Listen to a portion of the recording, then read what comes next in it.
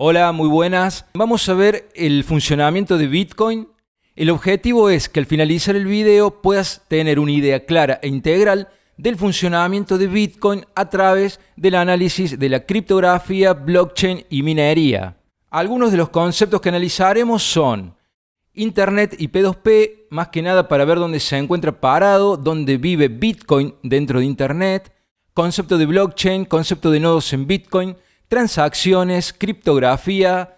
Vamos a ver el papel que cumple la criptografía en las transacciones, en la blockchain y en la minería. También vamos a profundizar sobre los tipos de nodos, nodos completos, wallets, billeteras o carteras y minería. Bien, comencemos. Internet. Internet es conocida como la red de redes. Es una gran red que conecta redes de computadoras de todo el mundo a través de cables o de manera inalámbrica. Las computadoras o dispositivos que participan de la red se las conoce como nodos y pueden comunicarse porque cumplen los mismos protocolos de comunicación. ¿Qué es un protocolo? Un protocolo son las normas o reglas que deben cumplir aquellos nodos que quieran participar de la red. Lo que hace posible Internet es que cualquier red que pueda cumplir con el protocolo de comunicación de Internet puede participar independientemente de los canales físicos que utilice. Por ello, redes de telefonía fija, redes de televisión por cable, redes de telefonía celular se convirtieron en proveedores de Internet ya que podían cumplir con el protocolo. Algunas de las normativas del protocolo de Internet son la identificación de los nodos a través de la dirección IP y también el proceso e interpretación de los datos al enviar y recibir información.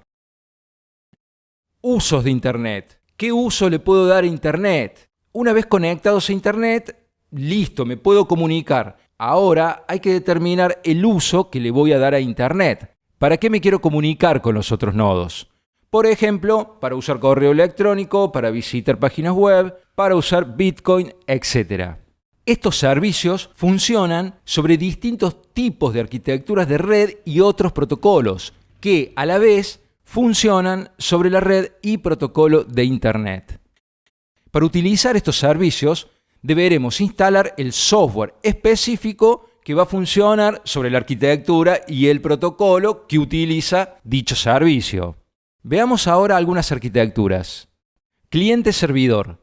Una de las principales de estas arquitecturas de red es la de cliente-servidor, que es la más utilizada para navegar en Internet.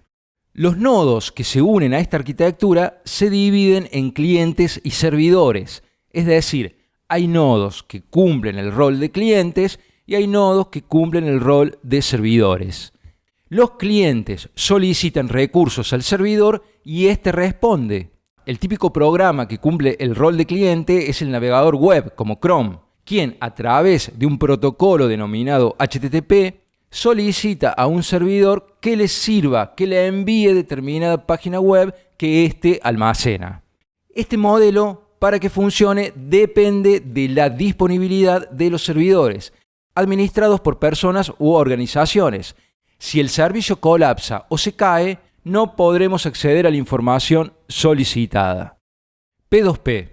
Otra arquitectura de red son las redes P2P, que significa red entre iguales o red entre pares.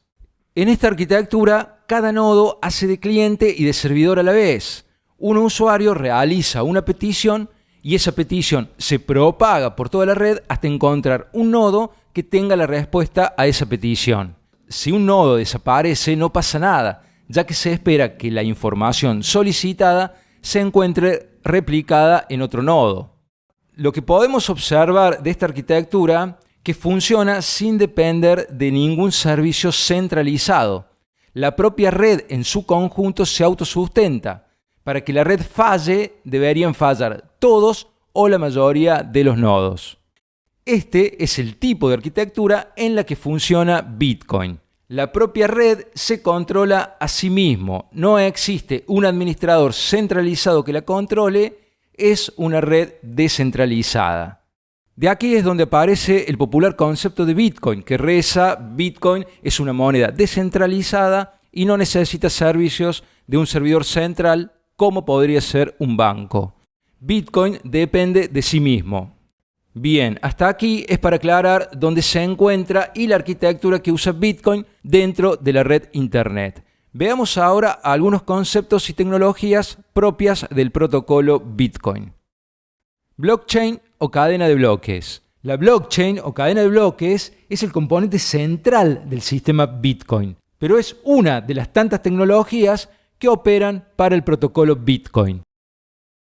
La cadena de bloques o blockchain es una estructura que sirve para registrar o almacenar información de carácter permanente. Esta información queda como pública, persistente e inmutable. Entonces, la cadena de bloques podría considerarse la base de datos de Bitcoin. El diseño de esta base de datos es simple, hace que la información se guarde en estructuras llamadas bloques que se van uniendo en cadena cada cierto periodo de tiempo. Es decir, cada cierto periodo se cierra y se une a la cadena. Pasa otro periodo de tiempo, se cierra y se une a la cadena. En Bitcoin, la cadena de bloques se va a utilizar para almacenar información sobre las transacciones realizadas. Cuando se genera una transacción, se verifica y se guarda en un bloque. Estos bloques tienen un límite de memoria de 4 megas. Actualmente se está almacenando un promedio de 1,5 megas de información por bloque. Esto representa alrededor de unas 3.000 transacciones por bloque.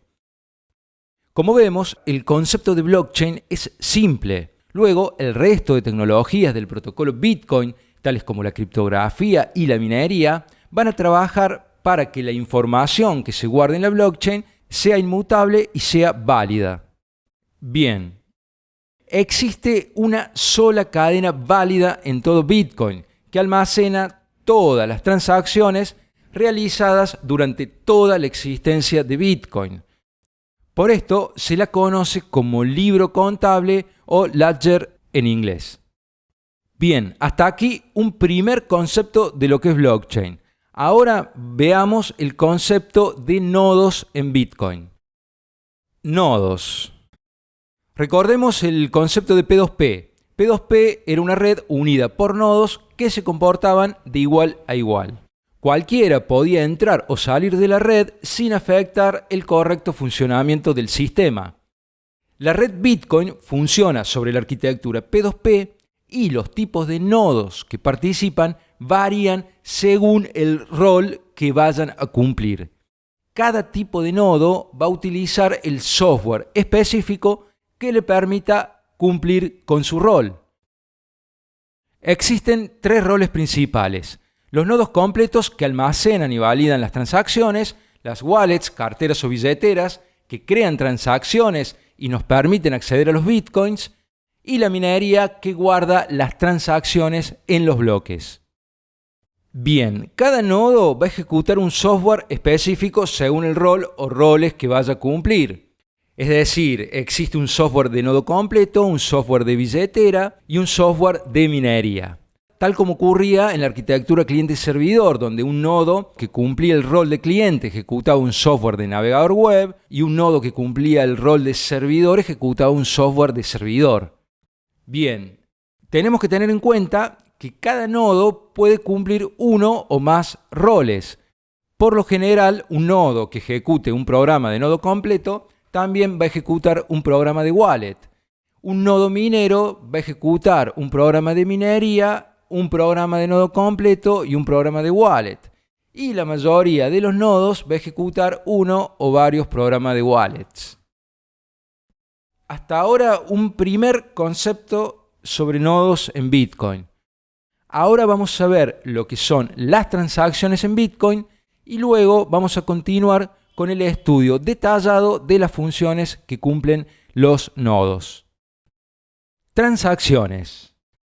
Las transacciones se podrían considerar como el componente más importante del sistema en el que funciona Bitcoin. Recordemos que la cadena de bloques es una base de datos que guarda todas las transacciones validadas en la historia de Bitcoin. Las transacciones almacenadas en la blockchain son la prueba para saber a quién pertenecen los bitcoins que hay en circulación. Si yo tengo un bitcoin, es porque existe una o más transacciones en la blockchain que dicen que ese Bitcoin me pertenece. Bien, si vemos la estructura más básica de una transacción en un alto nivel de abstracción, podemos diferenciar dos partes principales, una correspondiente a las entradas y otra a las salidas.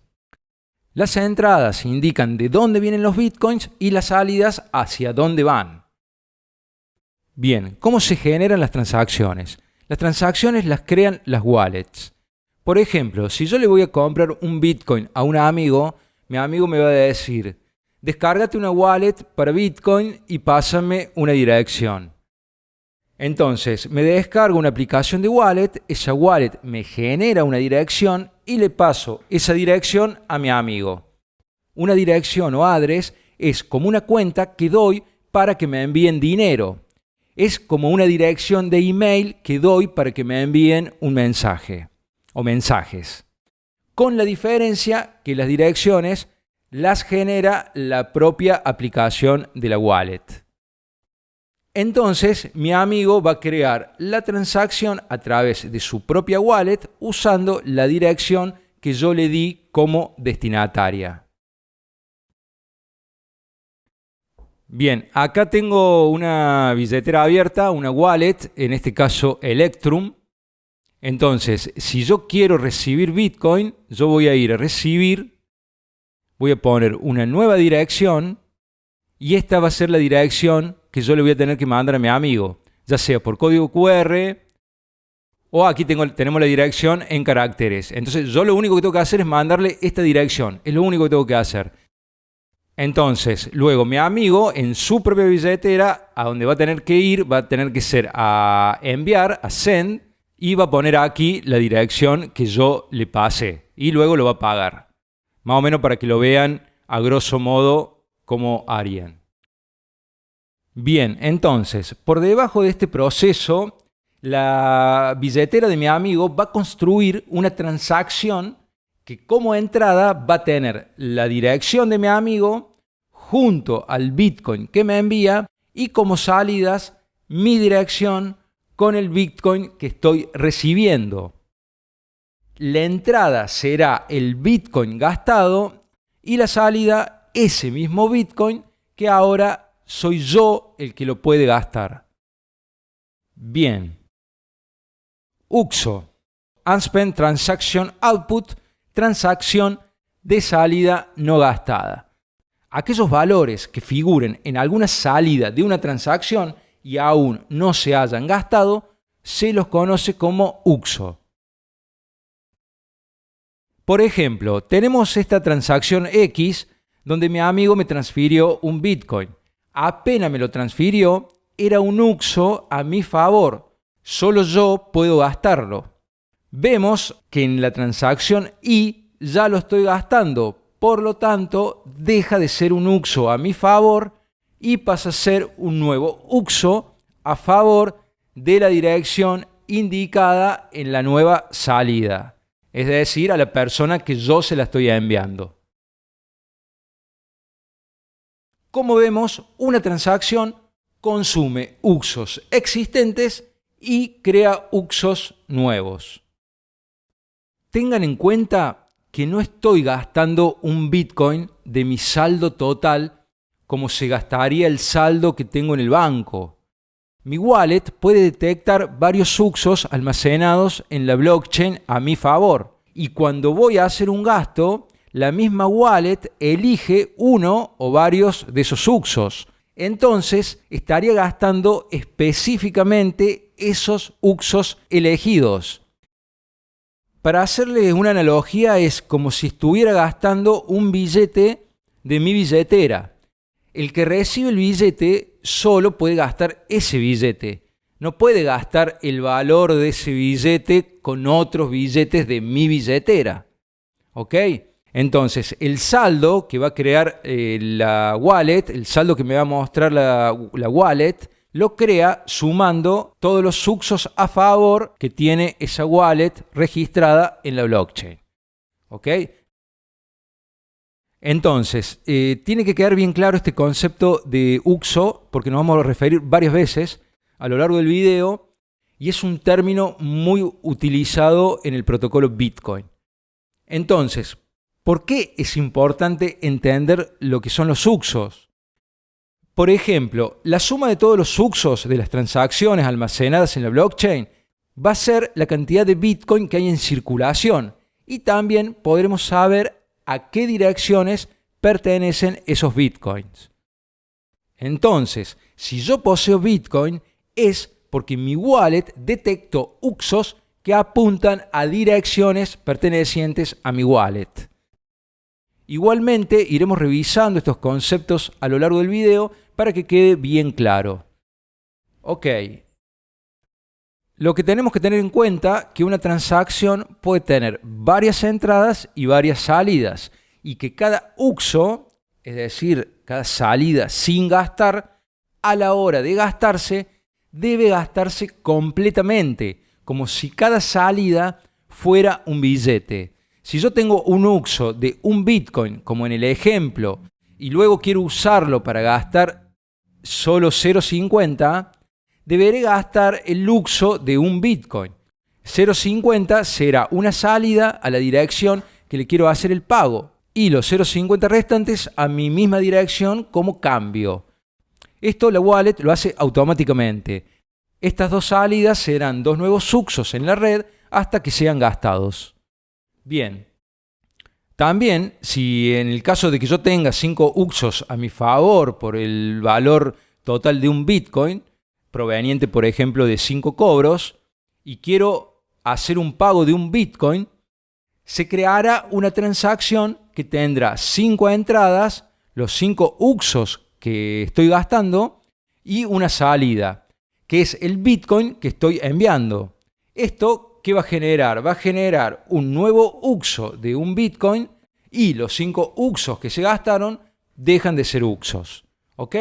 Entonces podríamos decir que múltiples UXOs de entrada se convierten a un solo UXO de salida. Luego, cuando veamos wallets, vamos a revisar otros ejemplos de transacciones con múltiples entradas y múltiples salidas. Vamos a comenzar ahora a profundizar sobre los tipos de nodos. Arrancamos con los nodos completos, luego veremos wallets y por último nodos mineros. Bien, entonces, nodos completos o full node. Los nodos completos son aquellos nodos de la red que se van a encargar de verificar y validar las transacciones. Además, estos nodos se van a encargar de almacenar una copia de la blockchain entera con todo su historial de transacciones.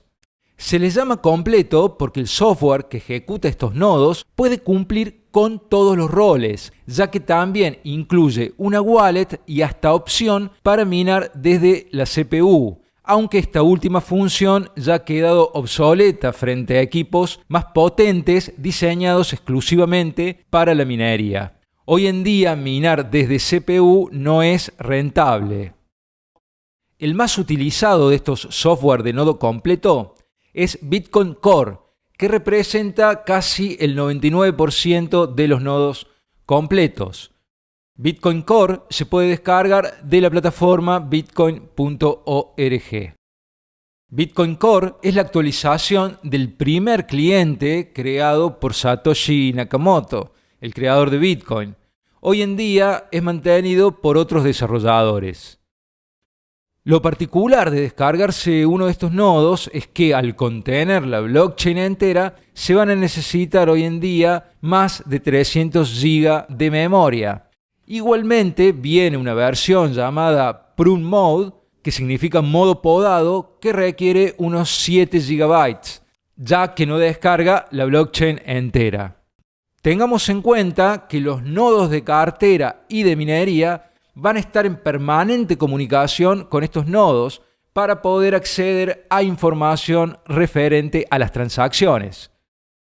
Entonces, estos nodos completos, como dijimos anteriormente, se van a encargar de validar las transacciones creadas por las wallets.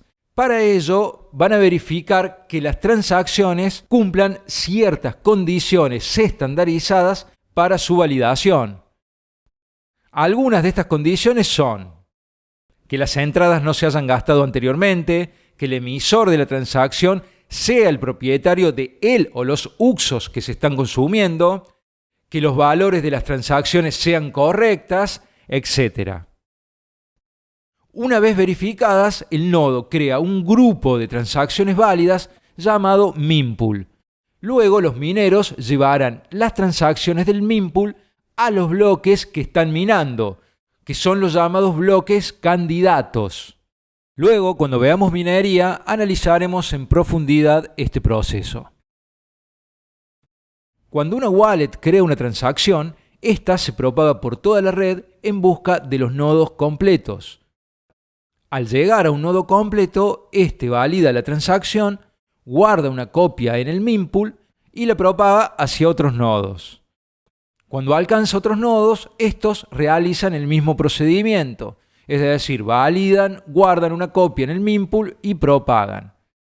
Si un nodo completo detecta que la transacción no es válida, la elimina y se corta la propagación. Bien, entonces, hasta ahora lo que tenemos que recordar y saber de un nodo completo es lo siguiente: que una wallet crea la transacción y la propaga por la red. Cuando llega a un nodo completo, este la verifica usando estándares de validación. Si es válida, guarda una copia en el mempool y la propaga. Si es inválida, la elimina.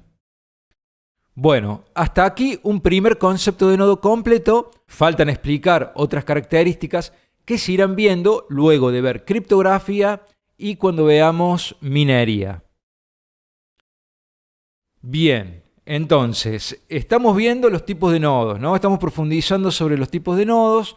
Acabamos de ver nodos completos y antes de continuar con wallets y minería, es necesario entender ciertos conceptos criptográficos. Así que vamos con criptografía.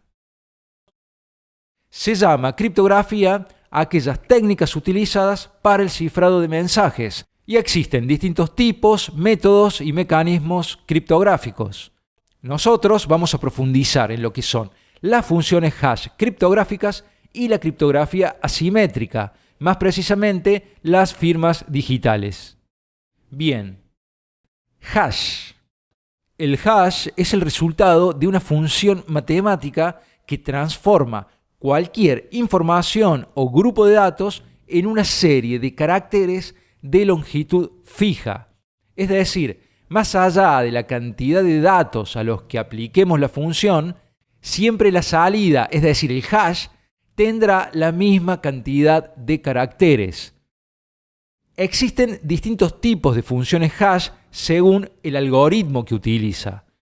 Uno de los que utiliza Bitcoin es el denominado SHA-256 y el resultado siempre será una cadena de 64 caracteres en hexadecimal.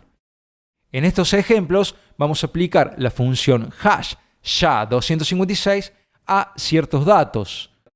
Podemos ver en la imagen que aplicando la función a la palabra Bitcoin nos da un hash como resultado. Ya si cambiamos la letra B por una B minúscula, nos da un hash totalmente distinto.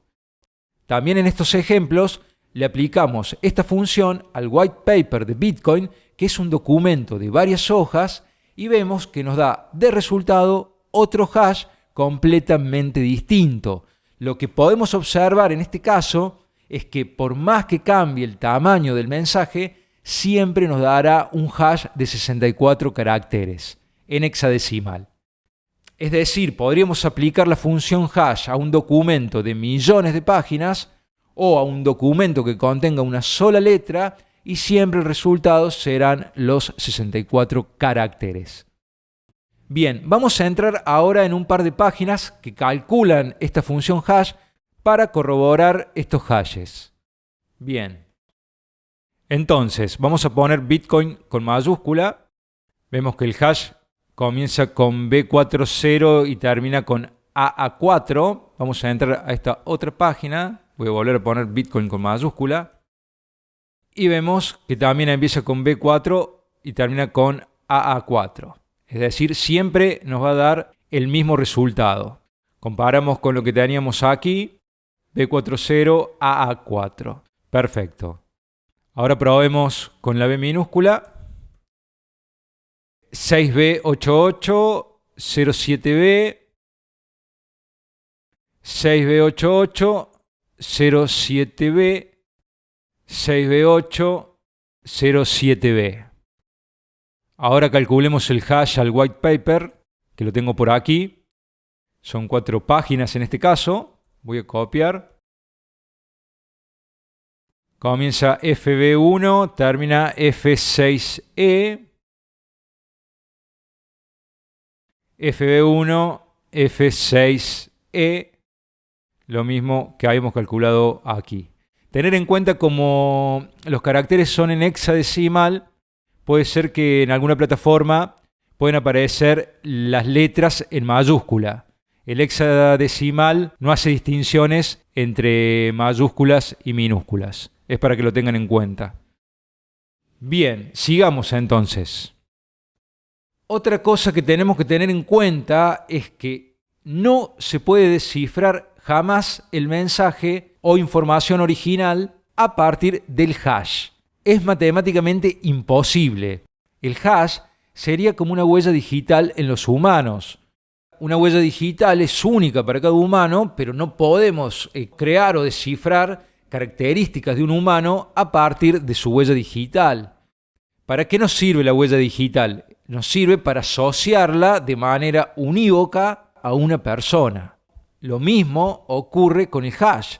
Nos va a servir para asignar un valor único a un conjunto de datos. Entonces, ¿para qué nos pueden servir los valores hash? Y por ejemplo, se puede usar para comparar si dos archivos son iguales.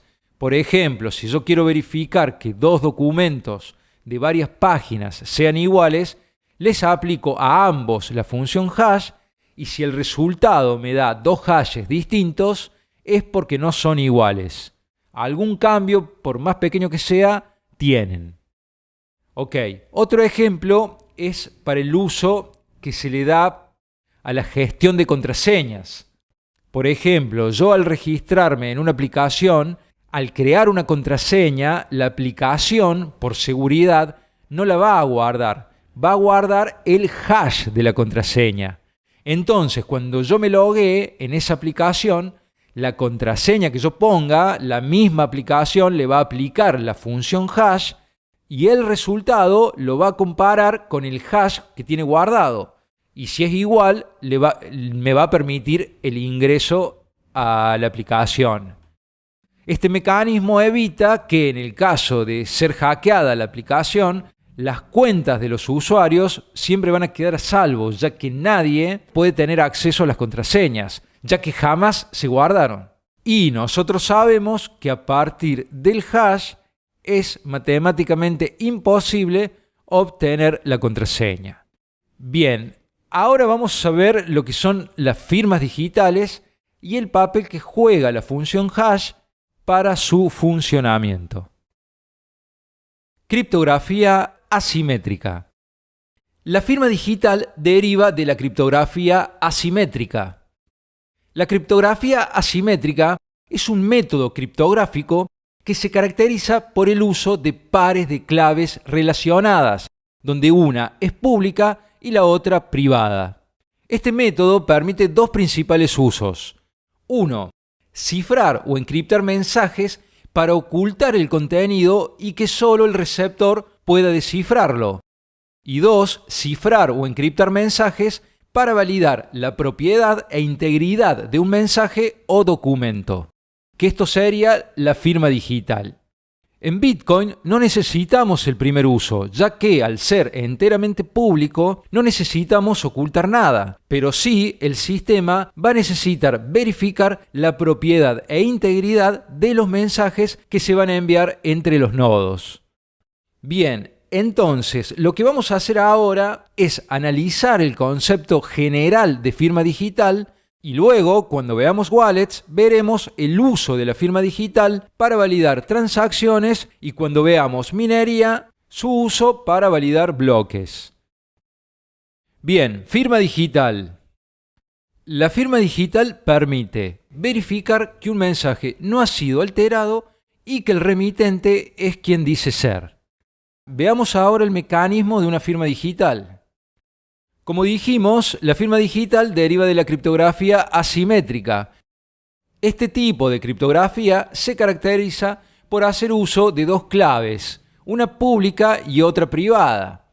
La firma de un documento se va a realizar utilizando la clave o llave privada del remitente o de quien firma. Y la verificación de la firma se realizará utilizando la clave pública del remitente. Bien, entonces, por medio de un software se va a generar este par de claves que se van a relacionar entre sí. La clave privada va a ser un número aleatorio de 256 bits que equivale a un número de 77 dígitos. A partir de la clave privada se genera la clave pública, que va a ser a través de un algoritmo que va a permitir mantener una relación entre las dos claves, pero va a ser matemáticamente imposible poder descifrar la privada a través de la pública. Pero a través de la clave pública voy a poder corroborar de que un mensaje fue firmado con la clave privada de dicha clave pública. Bien, vamos a ver ahora paso a paso el proceso de la firma digital para que se vayan aclarando estos conceptos. Entonces, analicemos primero el emisor, quien va a ser el creador del mensaje y va a ser quien firme el mensaje. Tengamos en cuenta que estos procesos los va a realizar un software de firma digital, pero es sumamente importante que conozcamos este proceso, ya que en estos conceptos criptográficos descansa gran parte de lo que significa la seguridad en Bitcoin. Veamos el proceso. Bueno, como dijimos antes, se va a crear aleatoriamente la clave privada, que va a ser un número de 77 dígitos. A partir de la clave privada se va a generar la clave pública, es decir, que se relacionan. El emisor va a crear un mensaje, se le va a aplicar la función hash, se obtiene el hash del mensaje, ahora se va a encriptar ese hash usando la clave o llave privada. Este sería el proceso de realizar la firma, es decir, se firma con la clave privada. Es un proceso en el cual el hash y la clave privada se le aplica una función matemática que va a derivar en una serie de caracteres que solo podrá desencriptar la clave pública de la clave privada que firmó. Una vez que el emisor tiene la firma, se la envía al receptor junto al mensaje.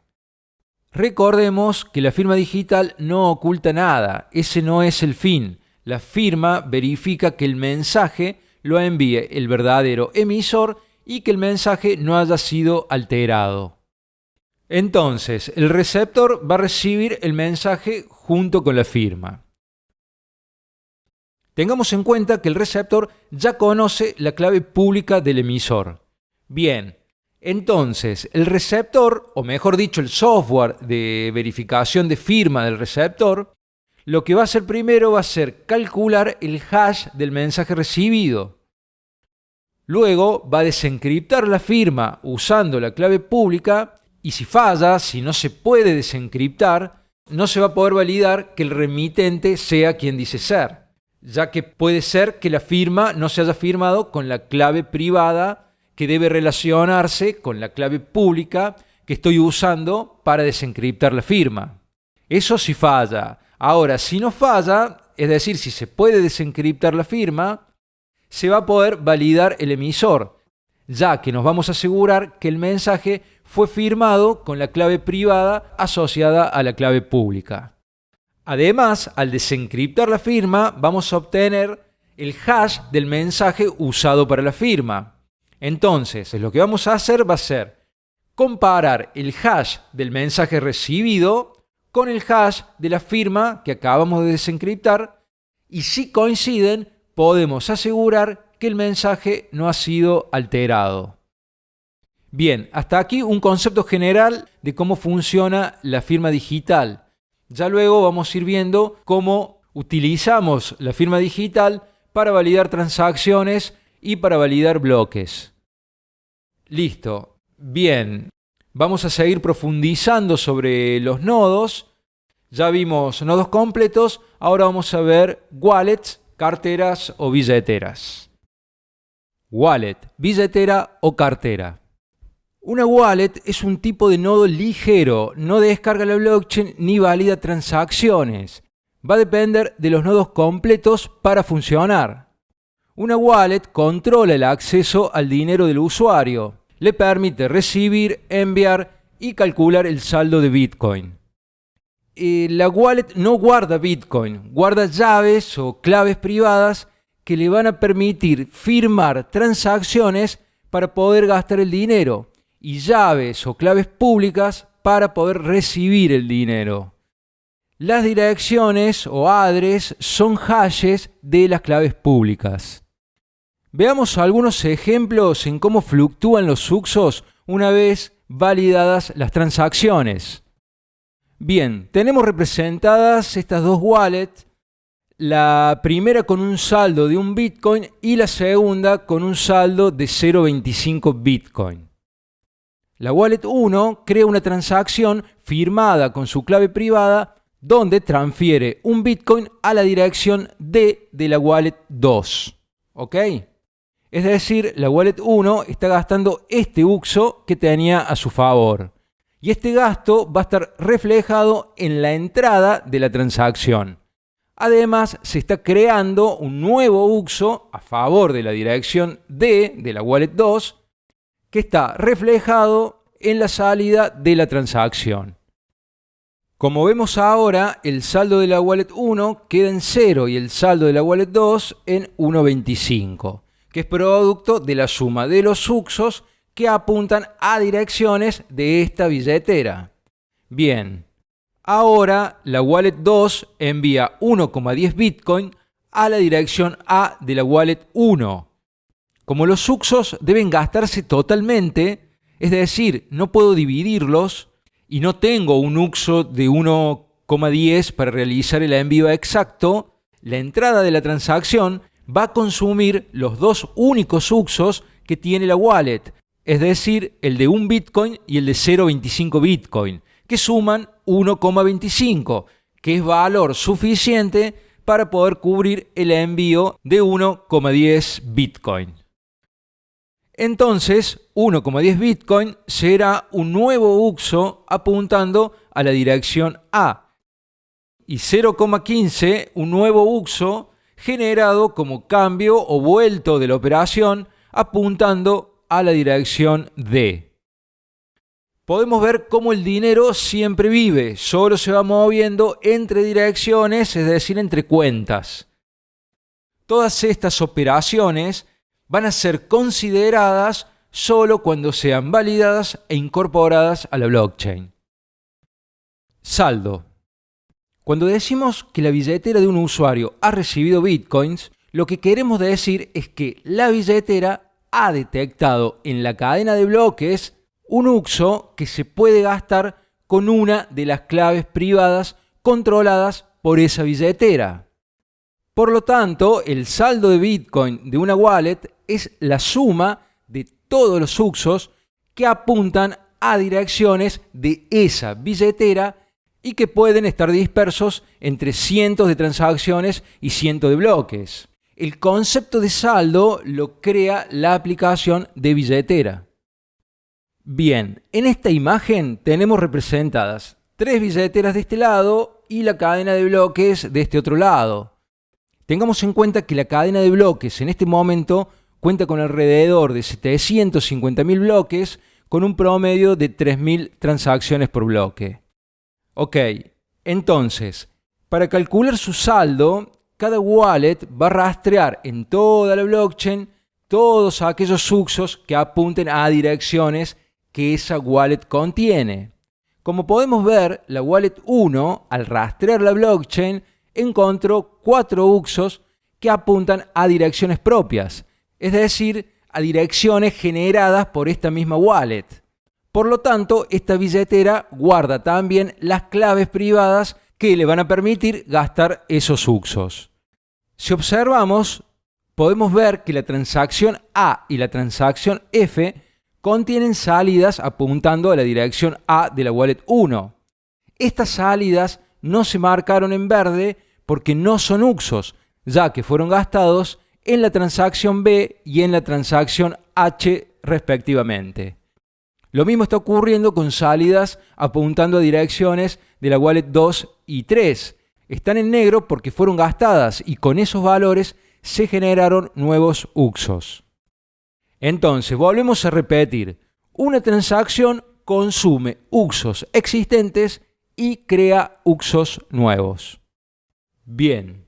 Otra cosa para tener en cuenta es que cuando hacemos un pago que requiere cambio, no siempre el cambio va a volver a la dirección que realizó el pago. Por lo general, las wallets utilizan otras direcciones para recibir el cambio. Como vemos en el ejemplo, en la transacción G, el cambio no vuelve a la dirección H, sino utiliza otra dirección de la misma wallet, en este caso la dirección J.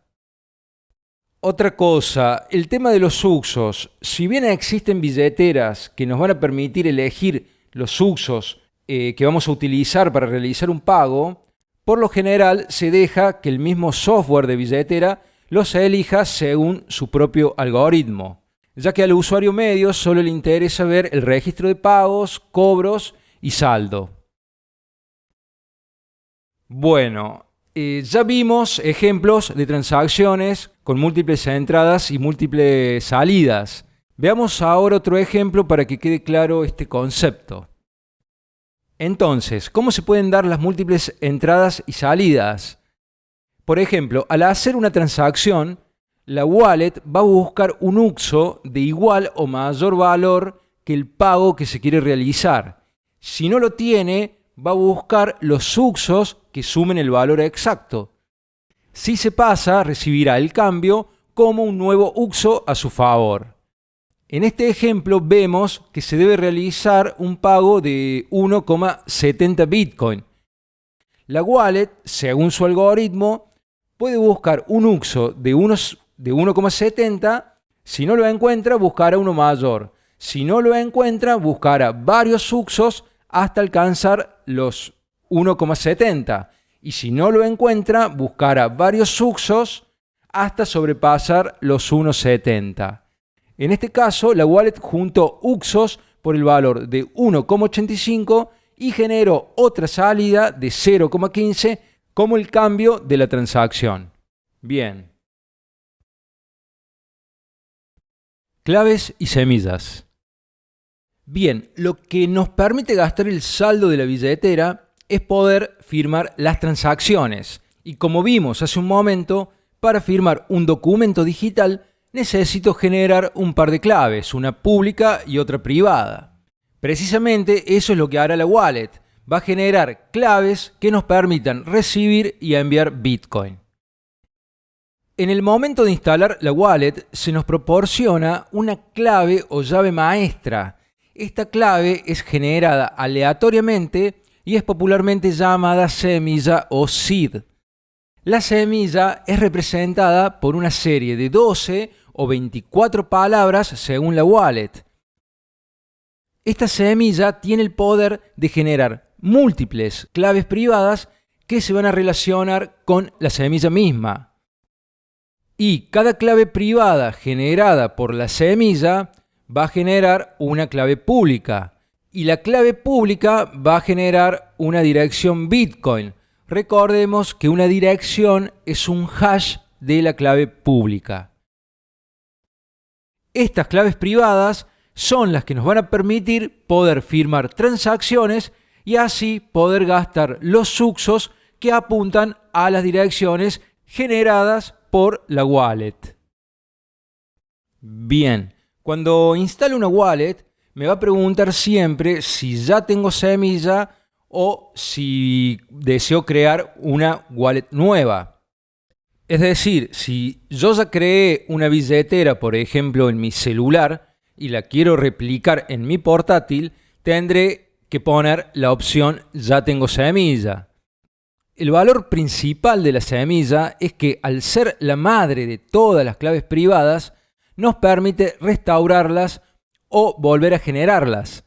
Es decir, guardando solo la semilla, guardo todas las claves privadas de mi wallet y puedo restaurar la billetera en cualquier dispositivo, usando solo la semilla. También con la semilla voy a poder recuperar mi wallet en caso de pérdida o robo del dispositivo donde yo tenía descargada la billetera. Solo voy a tener que volver a descargar la wallet e ingresarle mi semilla. Bien, entonces dijimos que las wallets se encargan de firmar transacciones con sus claves privadas para poder gastar su saldo o parte de su saldo. Ahora vamos a analizar un poco las firmas digitales en las transacciones. Bien, las wallets crean las transacciones, las firman con las llaves privadas y las propagan por la red para ser validadas por los nodos completos. Una de las validaciones, como habíamos visto anteriormente, que hacen los nodos completos al recibir las transacciones, es verificar la firma. El proceso es el mismo que vimos anteriormente en firma digital, es decir, el contenido de la transacción se encripta con la clave privada para obtener la firma. Luego la firma se valida con la clave pública correspondiente a la clave privada de quien firmó la transacción. Por esto, la firma y la clave pública es otra información que también viene implícita en una transacción. Y recordemos que la dirección o la address es el hash de la clave pública. Entonces, ¿qué nos va a permitir conseguir la firma digital en una transacción?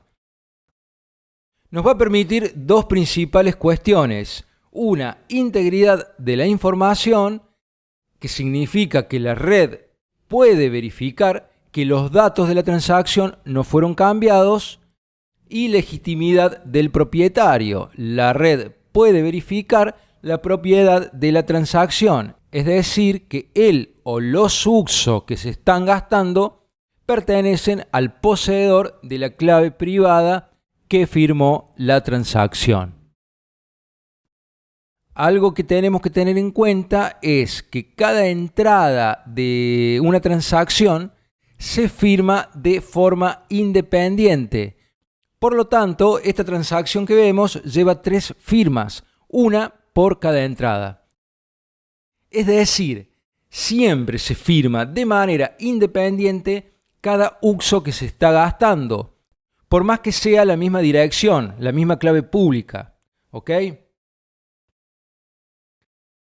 Bien, hasta aquí billetera. Vayan, sacúdanse un poco, porque vamos a arrancar con minería y les va a volar la cabeza. Minería. Conceptos previos y problemas que la minería resuelve. Hasta este punto, con todo lo que vimos hasta ahora, podríamos decir que ya tenemos todas las operaciones y validaciones suficientes para que las transacciones puedan grabarse en la cadena de bloques. Tenemos transacciones válidas gracias a la criptografía y guardadas en la cadena de bloques cuyo sistema no permite que la información almacenada pueda ser alterada.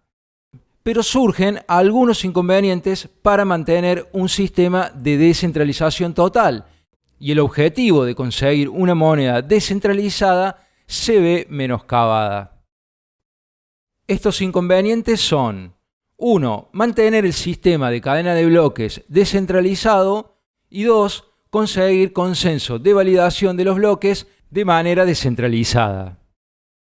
Vamos con el primer inconveniente: mantener el sistema de cadena de bloques descentralizada. Para ello, analizaremos el diseño de cadena de bloques como concepto de estructura de datos antes de la existencia de Bitcoin. Diseño de cadena de bloques sin minería. Bien, la idea de cadena de bloques viene de una propuesta realizada a principios de los 90. A la vez que la digitalización de documentos crecía, nace la preocupación por la facilidad de manipular todo tipo de información digital. Esta propuesta tenía la finalidad de poder certificar documentos digitales y conseguir su inmutabilidad. La idea consistía en agrupar una cierta cantidad de información de un periodo de tiempo y aplicarle una función hash.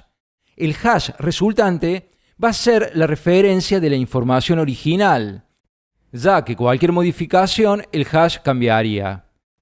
Este hash de resultado se agregaba a la información del siguiente período. Estos grupos periódicos se los llamó bloques y cada bloque contenía el hash del bloque anterior y de esta manera se formaba una relación entre los bloques colindantes. Por las características del diseño de esta estructura de almacenamiento de datos, se lo llamó cadena de bloques. Si se quería manipular algún dato de algún bloque, el hash cambiaba, por lo tanto, cambiaban todos los hashes posteriores, es decir, se rompía la cadena. Esto requería volver a calcular todos los hashes posteriores para conseguir una nueva cadena válida. Esta primera propuesta de cadena de bloques requería además la publicación del hash de cada periodo en un medio público como podría ser un diario o un periódico. De esta manera quedaba una referencia pública de los bloques válidos. Si el último hash de cualquier copia de la cadena de bloques no coincidía con el publicado, esa copia de la cadena seguramente había sido manipulada. Como podemos ver, este sistema de cadena de bloques es interesante como propuesta para mantener la integridad e inmutabilidad de las transacciones en el sistema Bitcoin. El problema es que este sistema necesita la confianza de un tercero centralizado, como nombramos anteriormente la publicación del hash en un periódico o en un diario, situación que significa que la descentralización se rompa. Bien, entonces, este sería el primero de los inconvenientes nombrados, mantener el sistema de cadena de bloques de manera descentralizada. Ahora vayamos con el segundo inconveniente y luego veremos cómo la minería los resuelve. Entonces, el segundo inconveniente era conseguir el consenso descentralizado. Entendemos por consenso descentralizado la manera de que la mayoría de los nodos participantes van a llegar a un acuerdo para que determinado bloque sea el que se sume a la cadena de bloques. Consenso sin minería. Vamos a intentar ahora, utilizando los conceptos que venimos analizando, alguna manera de alcanzar el consenso sin minería. Para ello, vamos a recrear un sistema que va a intentar alcanzar el consenso por votación aleatoria. La recreación del sistema que veremos nos va a servir para observar de manera puntual dónde falla y así entender exactamente qué va a resolver la minería para hacer de Bitcoin la primera moneda digital descentralizada. Recordemos que el objetivo principal de todo sistema Bitcoin es que la información que se guarde en la cadena de bloques sea válida e inmutable. También recordemos que todos los nodos completos tienen una copia de la blockchain y debe haber un consenso para que todas estas copias se actualicen con la misma información. Ahora, para lograr el consenso hay que determinar cuál de todos los bloques candidatos, es decir, los bloques que se están cargando con nuevas transacciones, va a ser el que se considere válido y se sume a la cadena de bloques. Bien, entonces intentemos alcanzar el consenso sin minería. Como ya vimos, las wallets crean las transacciones y las propagan por la red. Cuando alcanzan a los nodos completos, estos las validan, las colocan en el mempool y las propagan. En este caso, que no vamos a trabajar con minería, no vamos a usar el mempool. Los nodos completos van a ser los encargados de colocar directamente las transacciones válidas en los bloques candidatos.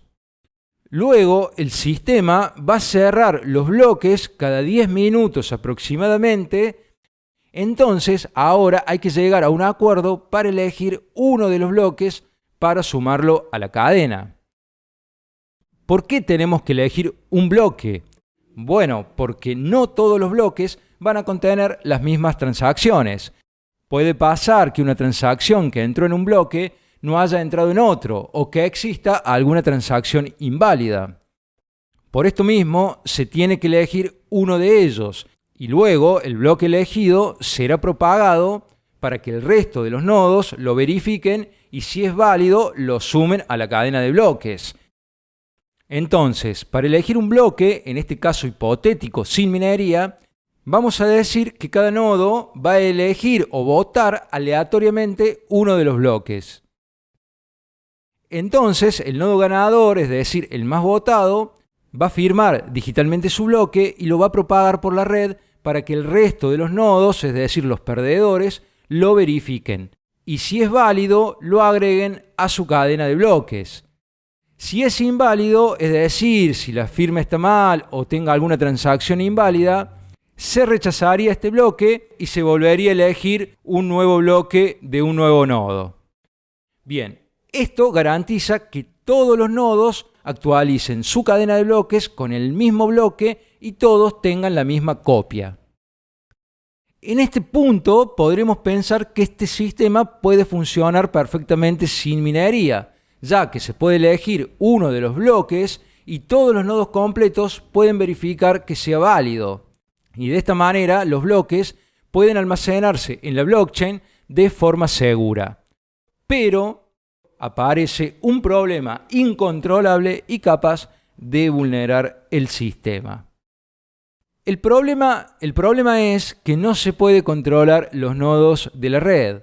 Un atacante o grupo de atacantes podría crear de manera virtual la cantidad de nodos suficientes hasta hacerse con el control de la red.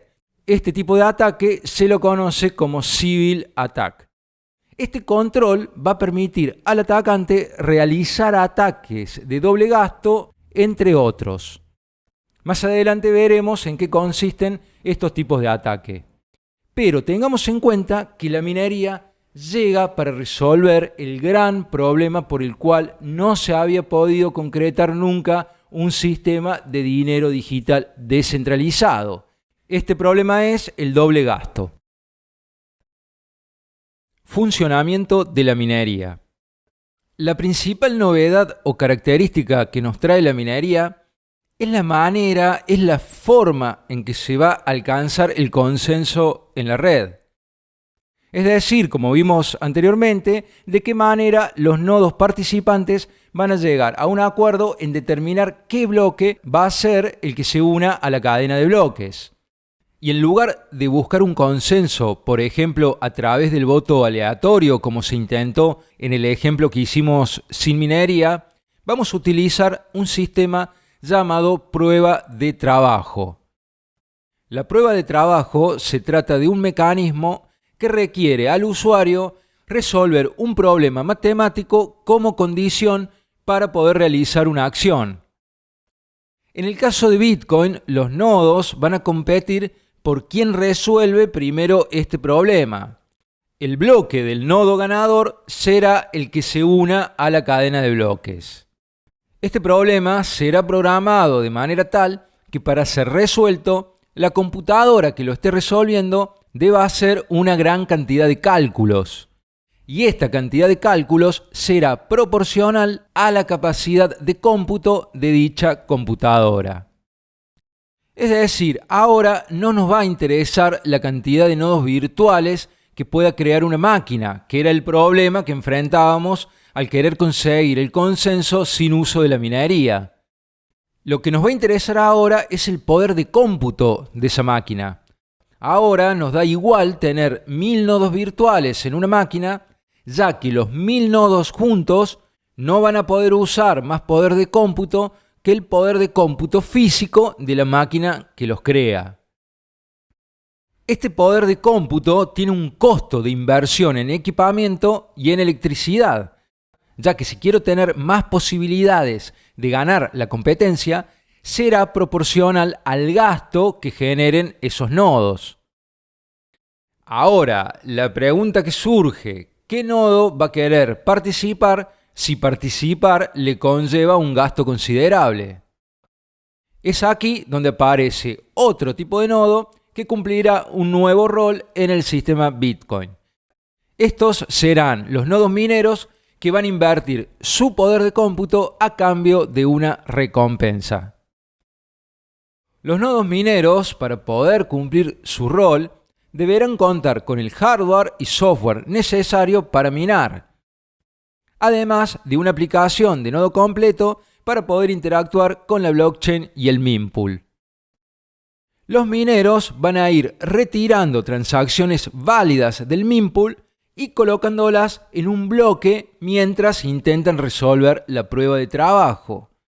Este bloque es el que se le llama bloque candidato. Bien, hablemos del funcionamiento de la prueba de trabajo o Proof of Work. Bien, como se dijo anteriormente, la prueba de trabajo es un sistema que obliga a efectuar un gasto computacional para realizar cierta acción digital. La prueba de trabajo ya existía antes de Bitcoin. Se utilizaba para combatir el spam o correo no deseado. Las plataformas de correo requerían un pequeño gasto computacional reflejado en tiempo y electricidad como condición para enviar un email. Se debía resolver un problema matemático que representaba un gasto insignificante para unos pocos emails, pero costoso para miles de emails. Esto desalentaba las campañas de spam.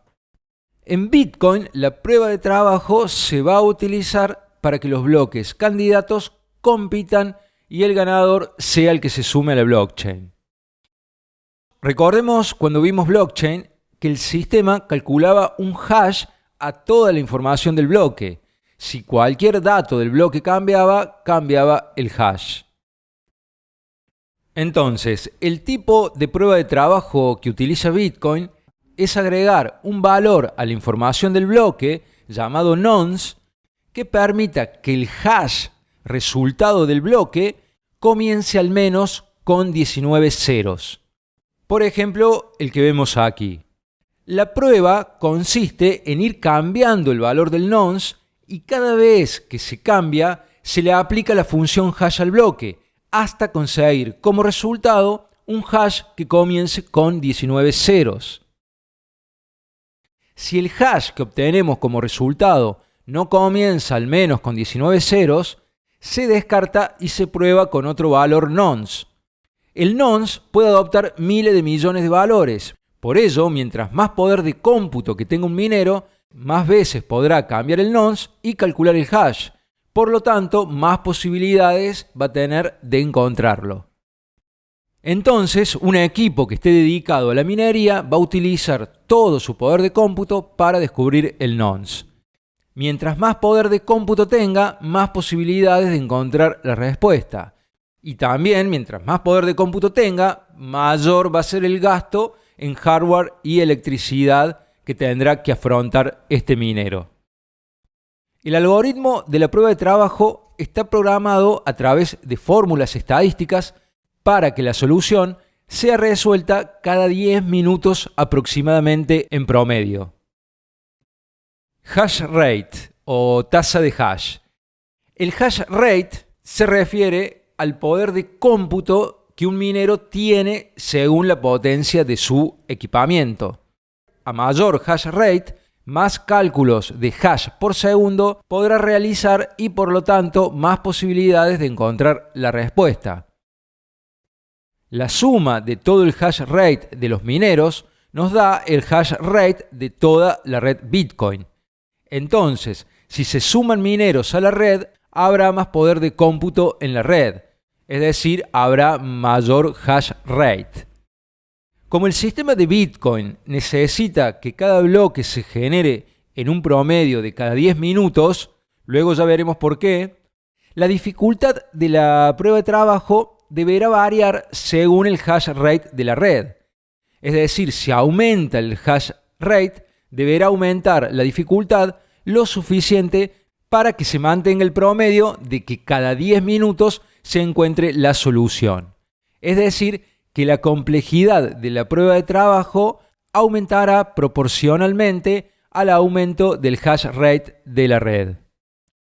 Una manera de observar en cómo la complejidad de la prueba de trabajo aumenta a medida que aumenta el hash rate es en cómo fueron aumentando la cantidad de ceros al principio de un hash válido.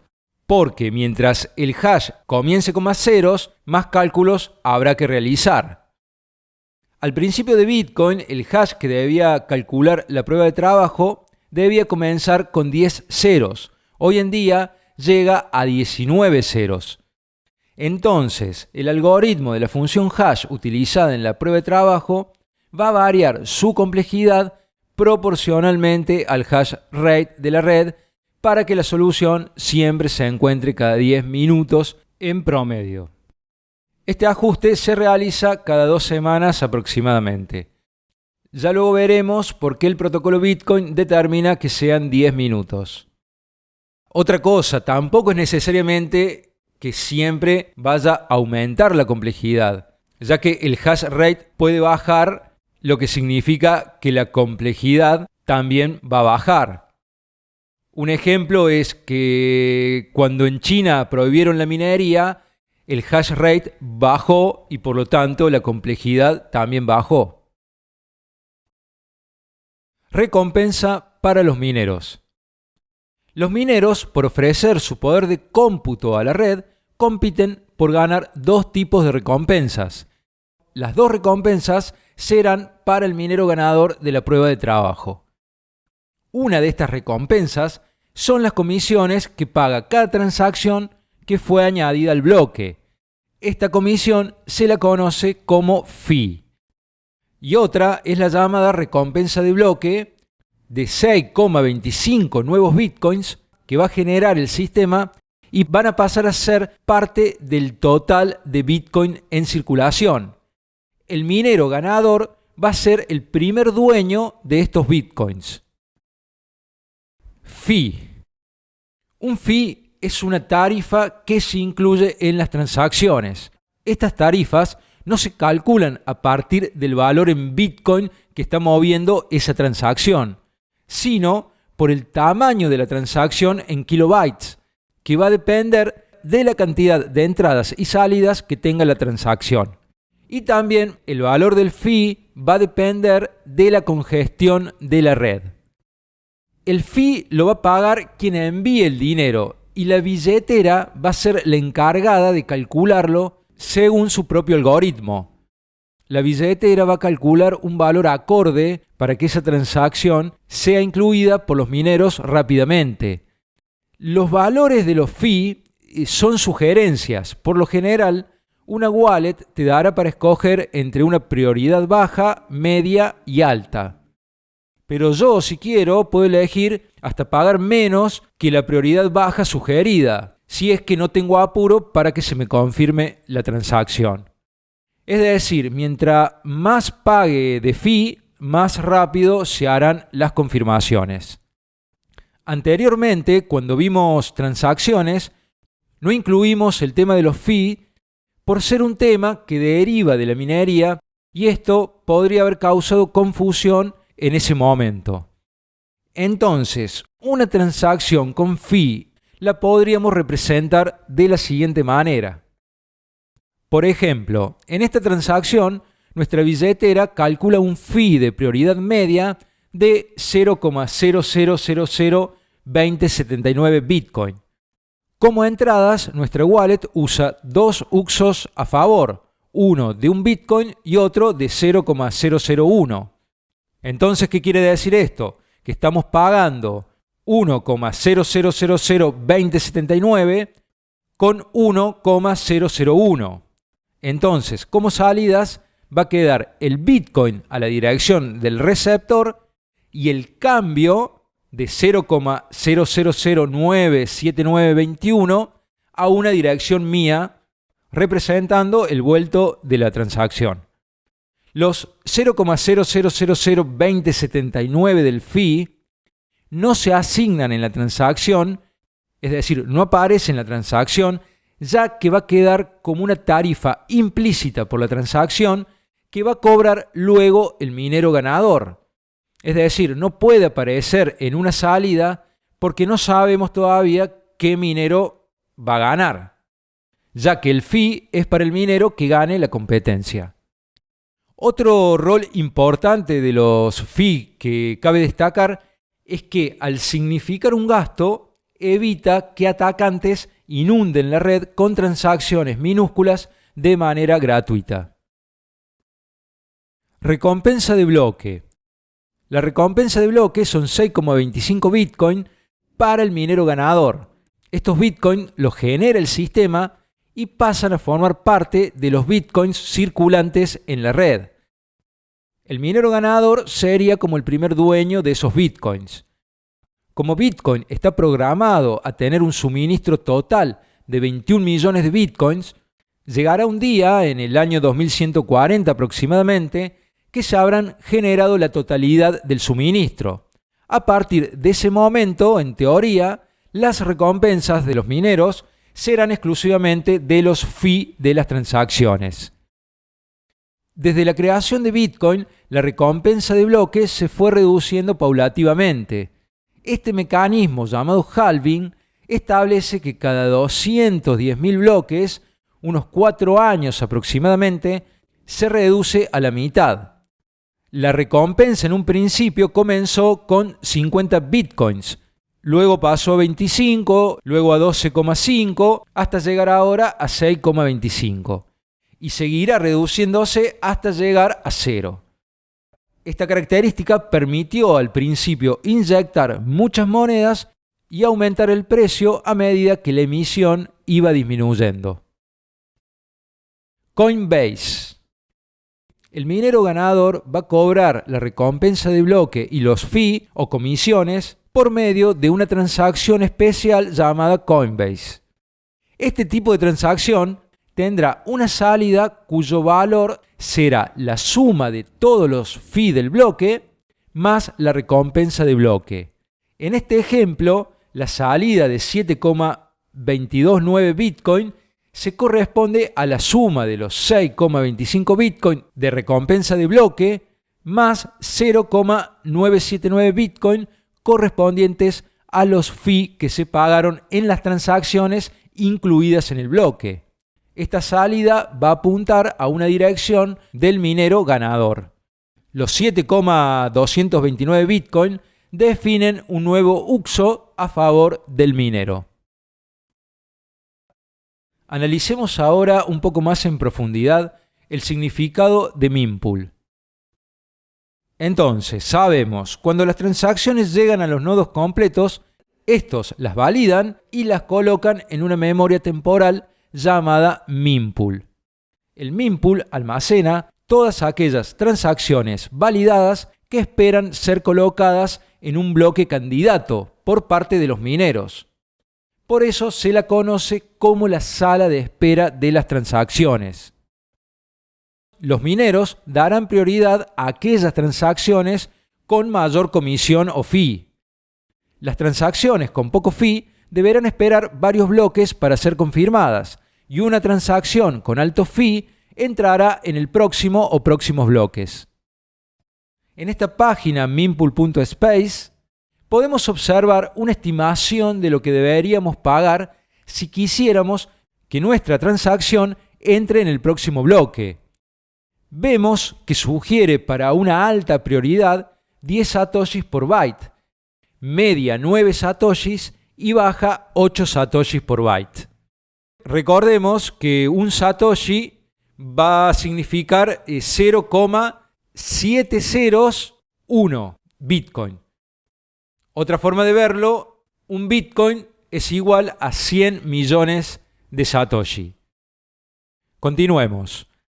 Arriba vemos una representación estimativa de cómo se conformarían los siguientes bloques según las transacciones que hay en este momento en el mempool.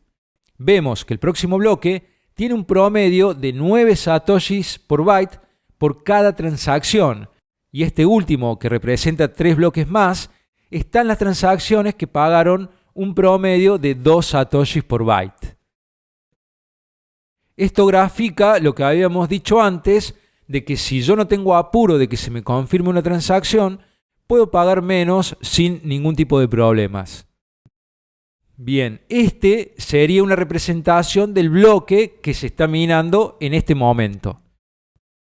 Entonces, las transacciones almacenadas en el mempool o en el bloque candidato se las conoce como transacciones sin confirmar. Una transacción va a ser confirmada cuando ya esté guardada en la cadena de bloques. Bien, veamos ahora el proceso general del sistema con todos los nodos participantes. Repasando, una wallet crea una transacción, la propaga a través de la red. Cuando llega a un nodo completo, este nodo la valida, la coloca en el mempool y la propaga. El minero, más precisamente el software del minero, va a extraer del mempool las transacciones, priorizando aquellas con mayor fee, las de mayor comisión, y las va colocando en un bloque candidato mientras lo está minando, es decir, mientras está intentando resolver la prueba de trabajo. Cuando un minero encuentra la solución, es decir, un hash que comience con 19 ceros, propaga el bloque ganador hacia toda la red. A medida que los nodos reciban el bloque ganador, van a verificar la solución de la prueba de trabajo y la firma digital del bloque para verificar la propiedad. Si es válido, cada nodo completo agrega el bloque ganador a su cadena de bloques. Entonces, los mineros comienzan a minar un nuevo bloque, es decir, a buscar una nueva solución de la prueba de trabajo del nuevo bloque. Recordemos que cada bloque va a contener el hash ganador del bloque anterior. Este hash es lo que une y le da validez a la cadena. Altura de la cadena de bloques. La cadena de mayor altura es aquella que contiene el último bloque que se minó en la red. Esta sería la cadena de bloques más actualizada. Por lo tanto, la cadena de mayor altura será la cadena que se toma como la correcta y de referencia. La cadena de mayor altura es aquella con mayor prueba de trabajo acumulado. Confirmaciones. Cuando un nodo minero gana la competencia, el bloque ganador es validado y agregado a la cadena de bloques. En ese momento, las transacciones incluidas en el bloque pasan a tener una confirmación. Cuando se agrega otro bloque a la blockchain, pasan a tener dos confirmaciones y así sucesivamente. Una transacción sin confirmar son aquellas que están en el mempool o en un bloque candidato. Aquí en el gráfico podemos observar que las transacciones del último bloque, el bloque 1003, tienen una confirmación. Las transacciones del bloque 1002 tienen dos confirmaciones, las transacciones del bloque 1001 tienen tres confirmaciones y así sucesivamente. Confirmaciones y seguridad. Por ejemplo, si yo quisiera alterar esta transacción, el hash cambiaría y se rompería la cadena, ya que no coincidiría con el hash en la cabecera del bloque posterior. Entonces, la única manera de volver a unir la cadena es volver a minar el bloque, es decir, hasta encontrar un hash que comience con 19 ceros. De esta manera todavía seguiría rota la cadena, porque son distintos hashes, situación que nos llevaría a tener que minar también todos los bloques posteriores. Y esto teniendo en cuenta que el resto de la red sigue minando, lo que haría imposible alcanzar la cadena honesta.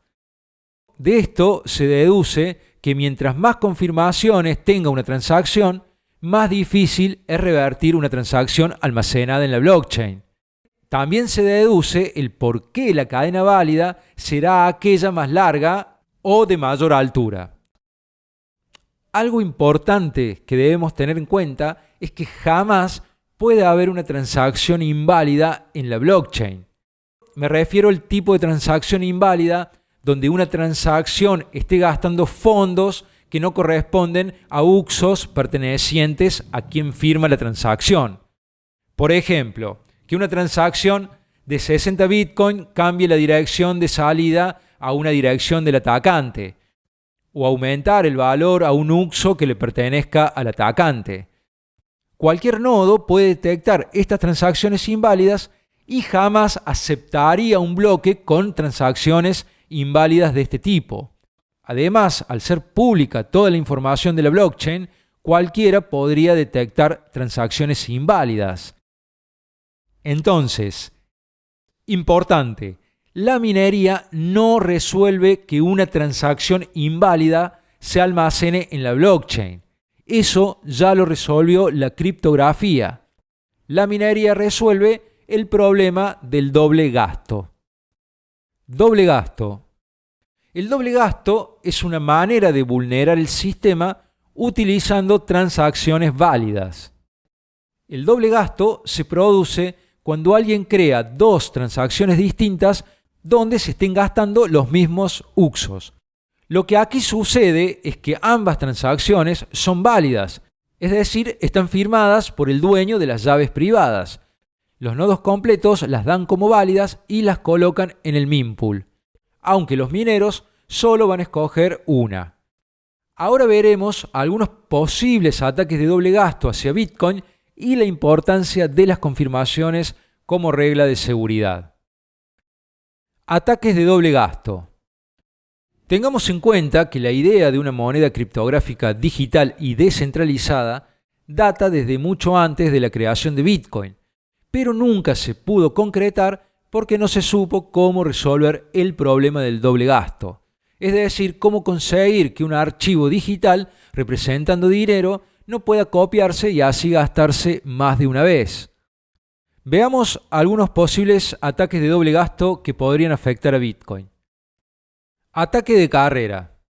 Por ejemplo, realiza un pago por un producto, el vendedor corrobora que se hizo la transacción, el pago figura en su billetera aunque sin ninguna confirmación, el vendedor me da el producto y yo realizo otro pago usando los mismos UXOs a una dirección mía con mayor valor de fee. En este caso, los mineros van a elegir mi transacción y una vez almacenada en la blockchain, la transacción con la que había pagado el producto desaparece. Ataque de fuerza bruta y del 51%. Este ataque es una manera en que un minero puede hacer doble gasto luego de varias confirmaciones. Este ataque consiste en minar una cadena paralela que incluya una transacción que esté realizando un doble gasto. Si el minero consigue minar la cadena paralela más rápidamente de cómo se está minando la cadena honesta, es decir, si la pasa a ser la cadena de bloques con mayor altura, y al tener mayor altura, el minero la libera y propaga, y el resto de los nodos, al verificar que es la cadena más larga, la toman como válida. Lo que hace prácticamente imposible conseguir esto es que para alcanzar y pasar la cadena honesta hay que minar bloques más rápidamente que el resto de la red. Una situación muy difícil de lograr a no ser que el atacante controle más del 51% del hash rate. De esta manera, a la larga, estadísticamente, superaría en altura a la cadena honesta. Pero esta acción requiere tanto gasto que el ataque deja de ser rentable para el atacante. Entonces, repasemos el por qué, mientras más confirmaciones, más difícil revertir una transacción. Porque mientras más confirmaciones, más bloques por minar, más costoso y más difícil alcanzar a la cadena honesta. Bien, en Bitcoin se sugiere esperar al menos 6 confirmaciones para dar como irreversible una transacción. Fork. Un fork es una inconsistencia temporal donde la cadena más larga o la de mayor altura tiene dos versiones. Puede ocurrir, de hecho ocurre casi todos los días, que dos mineros accidentalmente descubren la solución de la prueba de trabajo al mismo tiempo.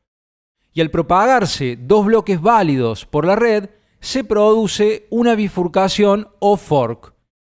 Este tipo de bifurcaciones o forks no deben confundirse con las llamadas hard forks o soft forks, que se utilizan para modificar reglas de consenso. Veamos ahora cómo ocurren gráficamente estos tipos de forks. Bueno, primero tenemos estos mineros buscando la solución de la prueba de trabajo. Ahora tenemos dos mineros que encuentran la solución simultáneamente y ambos propagan su bloque ganador. Como los dos bloques son válidos, según la ubicación geográfica, algunos de los nodos recibirán primero uno de los bloques ganadores. Vemos que estos tres nodos recibieron primero este bloque y estos dos nodos recibieron este otro bloque. Cuando cada nodo recibe el segundo bloque ganador, al detectar que es válido, crea un fork, una bifurcación, una cadena paralela con el segundo bloque. A esta altura, los mineros ya están trabajando en un nuevo bloque, cada minero en el bloque que le siga a su cadena principal. Estos tres mineros trabajarán sobre el bloque verde y estos dos mineros sobre el bloque rojo. Entonces vemos que este minero encontró la solución y como este minero trabajaba sobre el bloque verde, el resto de mineros van a tener que actualizar y tomar como válida la cadena representada, en este caso, con verde. Entonces, todos actualizan la cadena válida y descartan la otra. Vuelve a haber una sola cadena principal. Y ahora todos trabajan sobre la misma. Si llegase a ocurrir que se vuelven a encontrar dos bloques simultáneamente más y se extienden las dos cadenas, se esperará que defina el próximo bloque. Esta situación se da cada 2 semanas aproximadamente. Ya la posibilidad que se extienda el fork a 3 bloques puede ocurrir alguna vez en años, y mientras más confirmaciones es más difícil que ocurra. Por eso, para transacciones importantes, volvemos a repetir, se sugiere esperar hasta 6 confirmaciones, ya que representa una posibilidad extremadamente baja para que se revierta una transacción. En el caso que la cadena perdedora contuviera una transacción que no fue agregada en algún bloque de la cadena ganadora, estas transacciones vuelven al mempool. Bueno, me quedó algo, antes les dije que íbamos a hablar sobre los 10 minutos en que está programado el sistema para la generación de nuevos bloques. Estos 10 minutos es un tiempo que se determinó para buscar un equilibrio frente a las posibilidades de que ocurra un fork. Mientras menos minutos, más posibilidades de que ocurra un fork. Y los forks no son deseables porque se propagan bloques que luego se van a descartar y esto representa una sobrecarga en la red. Por otro lado, mientras más tiempo en minar un bloque, más lentas serían las confirmaciones. Por estas cuestiones, se determinaron 10 minutos siendo un buen tiempo para que no ocurran demasiados forks y no tanto tiempo para las confirmaciones. Por esta característica, se dice que el corazón de Bitcoin late cada 10 minutos. Bueno, damos por finalizado este video. Espero que te haya servido para aprender un poco más de cómo funciona Bitcoin. Aún faltan muchos conceptos nuevos y otros por revisar y profundizar. Estos conceptos serán tema para nuevos videos. Conclusión. Bueno, creo que Bitcoin, más allá del precio, más allá de verlo como una montaña de dinero, es el comienzo de un nuevo sistema monetario y social que por eficacia, seguridad y transparencia va a derribar inexorablemente al sistema centralizado del dinero. Así como creo que es una buena inversión comprar Bitcoin, creo que mayor inversión es la educación sobre su funcionamiento, sobre el manejo de billeteras, seguridad y todo lo que deriva de la tecnología blockchain, tales como las finanzas descentralizadas y el conocimiento al menos del alcance de lo que puede llegar a significar y para qué podríamos utilizar un contrato inteligente basado en tecnología blockchain. Bueno, gracias por tu tiempo. Si te gustó el video, dale a me gusta, suscríbete y déjame en los comentarios cualquier duda, sugerencia y sobre qué tema te gustaría profundizar en futuros videos. Chao, gracias, abrazo.